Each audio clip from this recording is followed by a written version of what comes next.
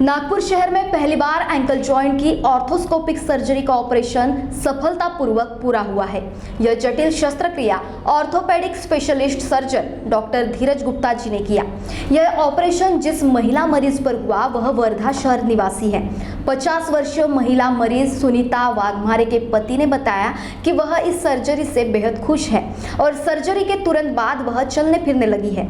इसके अलावा कैसा रहा ऑपरेशन और क्यों यह सर्जरी नागपुर में पहली बार हुई, इस बारे में महाराष्ट्र टीवी 24 के संवाददाता रिंकू पांतावने ने बात की है डॉक्टर धीरज गुप्ता जी से।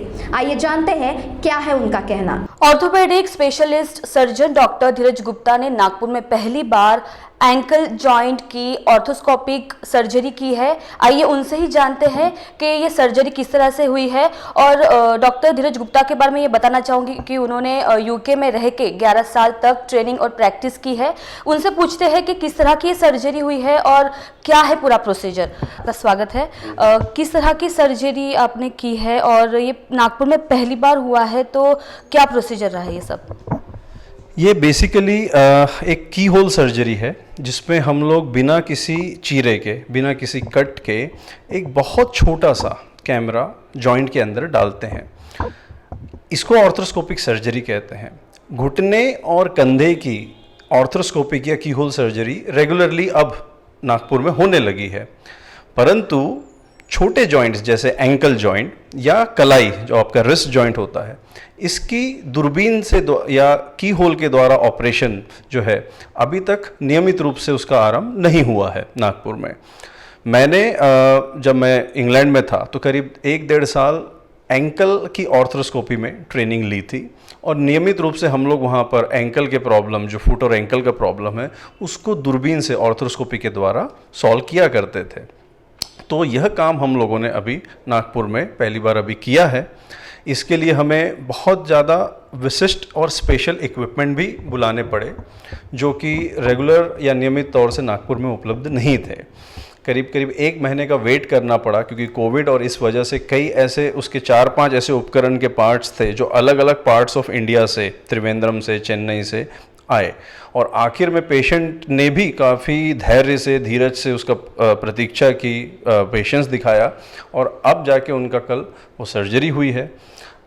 अच्छी बात यह है कि जैसे मेरे पास एक ये मॉडल है आपके एंकल जॉइंट का, इसमें आप देख सकते हैं कि ये जो बोन है, इस बोन में, इसको हमारी भाषा में, मेडिकल लैंग्वेज में इसको टेलस बोन बोलते हैं। इस हड्डी में एक बहुत बड़ा डिफेक्ट था और उस हड्डी का टुकड़ा जॉइंट के अंदर तैर रहा था, जिस वजह से पेशेंट को चलने में बार बार लचक आती थी और बहुत तीव्र पेन, बहुत सीवियर पीड़ा उसको फील होती थी। इसका इलाज अगर हम एक रूटीन सर्जरी के द्वारा करते तो उसका मतलब होता है यहाँ एक बड़ा चीरा लगाया जाए, इस जॉइंट को खोला जाए और खोलने के बाद उसको निकाल के फिर उस गड्ढे को किसी तरह से भरा जाए। एंकल जॉइंट की ऑर्थोस्कोपी में ये किया गया कि इस जगह से, जैसे मैं एक पेन के द्वारा आपको समझा सकता हूँ, एक छोटा सा कैमरा यहाँ से डाला गया, एक छोटा सा उपकरण यहाँ से डाला गया और जितने भी लूज टुकड़े थे हड्डियों के, उसको हमने इस कैमरे से देखते हुए इस उपकरण से उसको निकाल लिया। निकालने के बाद जॉइंट को अच्छी तरह से क्लियर और वॉश किया।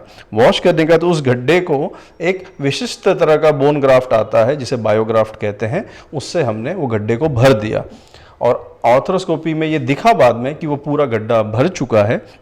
पेशेंट ने कल ही शाम को सर्जरी के बाद नियमित रूप से जैसे वो चलते हैं वो चलना चालू किया। पूरी लचक जो पैर में उसमें आती थी, जो दर्द था, वो तुरंत ही उसको आराम मिला।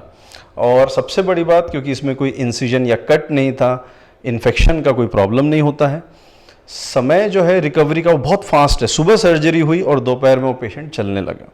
और उससे बड़ी बात यह है कि इसके बाद पेशेंट को डायरेक्टली इस तरह की हड्डी का ये जो प्रॉब्लम है उसकी होने की कोई संभावना नहीं रह जाती, क्योंकि बड़ा कट नहीं लगा हुआ है, स्कार नहीं है, इन्फेक्शन नहीं है, किसी नर्व के या नस के डैमेज होने की कोई ऐसी रिस्क इस सर्जरी में नहीं रहता है। जी, तो सर इसमें ऑर्थोस्कोपिक सर्जरी के क्या फ़ायदे हैं? ऑर्थोस्कोपिक सर्जरी के इन जनरल किसी भी जॉइंट में ऑर्थोस्कोपी का एक सबसे बड़ा फ़ायदा ये है कि आप बिना किसी चीरे के या बिना किसी इंसिजन के, मेडिकल लैंग्वेज में उस चीरे को इंसिजन कहते हैं, बिना किसी कट के इस ऑपरेशन को ऑर्थोस्कोपी को किया जाता है, जिसमें ये जो पेन है इससे भी बहुत छोटे साइज़ का एक कैमरा जॉइंट के अंदर डालते हैं। क्योंकि इंसिजन नहीं होता, पेशेंट को दर्द बहुत कम होता है। ऑपरेशन के बाद दर्द बिल्कुल नहीं होता, क्योंकि ज़्यादातर दर्द होता है इसलिए कि जो हम इंसिजन या कट लगाते हैं ऑपरेशन की जगह पर पहुंचने के लिए, वो कट बाद में दुखता है। लेकिन क्योंकि ये एक छोटा सा कैमरा अंदर जाता है, वो दर्द नहीं होता, कट नहीं रहता, इसलिए इन्फेक्शन का खतरा नहीं होता। और क्योंकि दर्द नहीं होता और इन्फेक्शन नहीं होता, इस वजह से पेशेंट की रिकवरी बहुत फास्ट होती है। जिस दिन ऑपरेशन हुआ लगभग उसके 3 से 4 घंटे के अंदर पेशेंट अपने उस जॉइंट का उपयोग करना चालू कर सकता है। तो ये जो सर्जरी है ये बॉडी के कौन से पार्ट्स में किया जा सकता है ऑपरेट? ये बहुत अच्छा सवाल आपने पूछा है।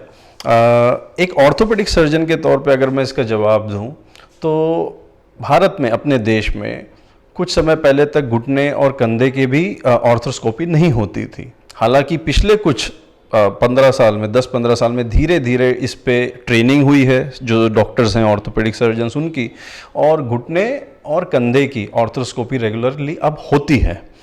हालांकि उसमें भी कुछ डिफ़िकल्ट सर्जरीज़ हैं जो हर जगह नहीं की जाती हैं।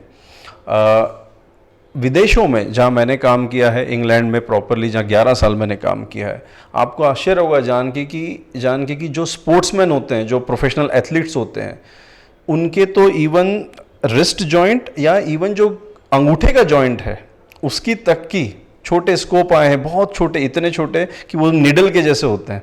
आपको जो निडल दिखती है वैसा, उसमें टिप में कैमरा लगा होता है और वो फिंगर्स और थंब के भी, आपके थंब जो अंगूठा है उसके भी जो जॉइंट है उसके अंदर भी अगर कोई प्रॉब्लम है तो उसको दूरबीन से की सर्जरी के द्वारा ठीक किया जा सकता है, ताकि कोई चीरा ना लगे, कोई इन्फेक्शन ना हो और पेशेंट तुरंत ही अपनी काम पे लग सके। चाहे वो प्रोफेशन हो, चाहे वो प्रोफेशनल एथलीट हो, वो स्पोर्ट्स भी तुरंत खेल पाता है। तो थ्योरेटिकली देखा जाए तो लगभग हर एक जॉइंट की ऑर्थोस्कोपी की जा सकती है, बट प्रेडोमिनेंटली कंधा, शोल्डर, घुटना यानी नी, एंकल मतलब एडी का जॉइंट और कलाई, इसकी ऑर्थोस्कोपी काफ़ी रेगुलरली की जाती है। तो इस तरह की सर्जरी की ट्रेनिंग आपने कहाँ से लिया? मेरी जो ट्रेनिंग है, मतलब मैंने ओरिजिनली पोस्ट ग्रेजुएशन भारत से ही किया था ऑर्थोपेडिक्स में, परंतु ये जो एडवांस सर्जरी है इसके लिए लंबे समय, करीब 11 साल मैं इंग्लैंड में रहा। बहुत ही मेथोडिकल स्ट्रक्चर्ड वे में ट्रेनिंग रही, जिसमें hip replacement, knee replacement, arthroscopy, और उसमें भी विदेशों में फुट एंड एंकल की ऑर्थोस्कोपी का एक अलग यूनिट होता है, तो मैंने उसमें 1 साल काम किया हुआ है, जिस वजह से मुझे एंकल की ऑर्थोस्कोपी में एक तरह का विशेषज्ञता या उसका अनुभव मुझे हासिल किया है मैंने, इसलिए मैं इस ऑपरेशन को सफलतापूर्वक कर पाया। आपने 11 साल तक यूके में प्रैक्टिस की है, ट्रेनिंग करके प्रैक्टिस की है, तो अभी आप नागपुर में हो, तो क्या चांसेस है आपके, मतलब यूके में जाके आप फिर से प्रैक्टिस करने वाले हो? मैं यूके की मेडिकल फ्रेटर्निटी से पूरी तरह से कनेक्टेड हूँ, अभी भी रजिस्टर्ड हूँ, और मैं हर 1.5-2 साल में विज़िट करता हूँ, और मेरा ये प्लान है, ये सपना है कि नागपुर में हम एक ऐसा इंस्टीट्यूट रखें जिसमें रेगुलरली इंडिया और विदेशों की, यूके और अदर कंट्रीज़ के विशेषज्ञ आके सर्जरीज़ और अपने स्किल्स को एक दूसरे को सिखाएं, अपने अनुभव को शेयर करें। तो उस चीज़ के लिए, उस प्लान को सक्सेसफुल वो हो सके कभी आगे जाके, मैं रेगुलरली नियमित रूप से यूके जाता रहता हूँ और अपने आप को अपडेटेड भी रखता हूँ। एक सवाल ऐसा रहेगा कि ये जो आपने सर्जरी की है, पेशेंट के मुताबिक ये सर्जरी का जो पूरा खर्चा है वो लगभग कितना हो सकता है? ये निर्भर करता है कि क्या पेशेंट के पास किसी तरह का इंश्योरेंस है या नहीं है। अगर इंश्योरेंस है तो ये सारी सर्जरीज़ जो हैं इंश्योरेंस में कवर्ड हैं पूरी तरह से, और इसलिए इस पेशेंट को, क्योंकि वो इंश्योरेंस में कवर था, ये कैशलेस में हुआ है, कोई उनको अपनी जेब से कोई पैसा खर्च नहीं करना पड़ा। परंतु अगर यह पेशेंट बिना इंश्योरेंस के थ्रू आते हैं और करवाते हैं, तो फिर उनको उपकरण की तैयारी से लेके सारा कुछ करना, ना सिर्फ उसमें पैसा खर्च करना पड़ता है, बट साथ ही साथ प्रतीक्षा भी करनी पड़ सकती है, क्योंकि ये एंकल जॉइंट एक रेयर लीक किया जाने वाला है जिसमें स्कोपी की जाती है। तो उपकरण की तैयारी करना करीब करीब 1 महीना लग गया हमको ये सब करने में। और रही बात खर्चे की, तो करीब करीब 1 से 1.5 लाख रुपए खर्चा नॉर्मली आता है इस तरह की ऑर्थोस्कोपिक सर्जरी करने में। जैसे कि अभी अगर एक्सीडेंट्स होते हैं तो उसमें हड्डी का टूट जाना या फिर जो भी है, उसके बाद फिर अगर किसी को अगर पेन हो रहा है एंकल में या फिर बॉडी के अलग पार्ट्स में, तो क्या ये सर्जरी मुमकिन है उसमें? अगर तुरंत फ्रैक्चर हुआ है तो भी दूरबीन के द्वारा देख के, हमारी भाषा में इसको कहते हैं ऑर्थोस्कोपी असिस्टेड फ्रैक्चर फिक्सेशन, मतलब अगर फ्रैक्चर है तो जॉइंट के लेवल में अगर वो फ्रैक्चर है तो ऑर्थोस्कोप में देखते हुए उसको फ्रैक्चर को ठीक करना या उसको फिक्स करना, ये एक तरीका है। दूसरा है कि मान लीजिए फ्रैक्चर हुआ और कुछ समय के बाद उसको पेशेंट को पेन है, चाहे वो एंकल जॉइंट हो या नी जॉइंट हो, तो फिर अगर कुछ प्रॉब्लम ऐसा है जो जॉइंट के अंदर है तो वो ऑर्थोस्कोपी के द्वारा बिल्कुल ठीक किया जा सकता है। तो ये थे डॉक्टर धीरज गुप्ता, जिन्होंने एंकल जॉइंट के ऑर्थोस्कोपिक की सर्जरी के बारे में हमें बताया है, और साथ में यह भी बताया है कि अगर किसी को इस तरह की समस्या अगर आती है तो ये जो ऑपरेशन है इस तरह से पूरी प्रक्रिया के साथ किया जा सकता है, और लगभग इसमें सिर्फ 3 से 4 घंटे ही समय लगता है ऑपरेशन करने में। अगर आपको किसी तरह की अगर समस्या है या फिर एंकल की समस्या है या बॉडी के अलग पार्ट्स में अगर आपको दर्द महसूस हो रहा है, अगर आपको समस्या की दिक्कतें आ रही है, तो आप डॉक्टर धीरज गुप्ता से संपर्क कर सकते हैं। मेरी विशेष है, तो मैं गुप्ता सर के पास 5-6 महीने से ट्रीटमेंट चालू है मेरी वाली। सर ने बताया कि अपन MRI वगैरह कर लेंगे। तो यहाँ अंकल के पास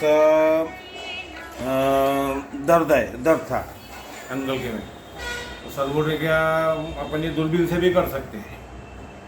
तो दूरबीन के लिए मेरे को 2 महीने वेट करना पड़ा सर के हिसाब से, अपन ऑपरेशन किया सर ने, और ऑपरेशन सक्सेस भी हो गया, चलना फिरना चालू भी हो गया।